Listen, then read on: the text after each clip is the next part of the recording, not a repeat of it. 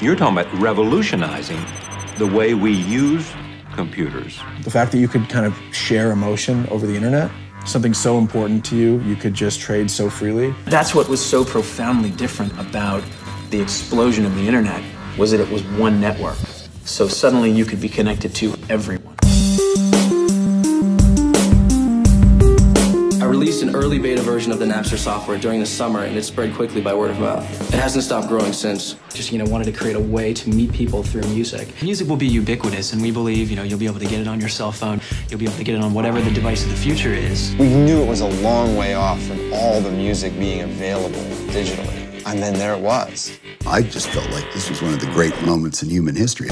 This is a company that is building a business. They've got venture capital money. My response to them, I couldn't type it fast enough, was, don't take the money. You don't have a business. They're building a business by facilitating the stealing of artist music. We saw the clicks of the numbers, and that's what they were downloading at that particular time. That was shocking. The music business is a great example of just complacency being a total death sentence. I thought that the way that people got music for the last 50 years worked. The record companies are not adjusting to technology. Major music industries, entire floors were turning their lights off. I'm bootleg proof, you dig? That's great, isn't it? Metallica was coming to our office. What we're merely doing is giving Napster the information that they thought that we couldn't get them. Napster is stealing from us, straight up, and I'm going to fight them to the death. As last fall semester wore on, hundreds quickly turned to millions, with the program spreading across college campuses like wildfire. Nearly 60 million people use the site to swap music files from each other's computers for free.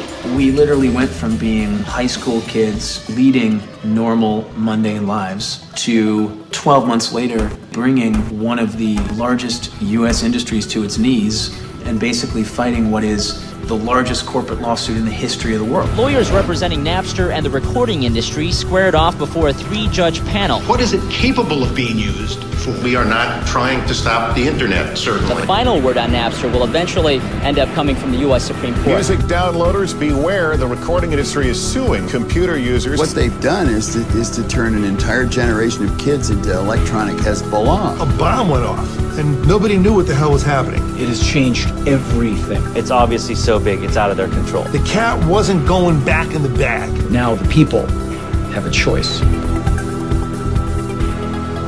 There's no stopping it. This revolution is already taken place.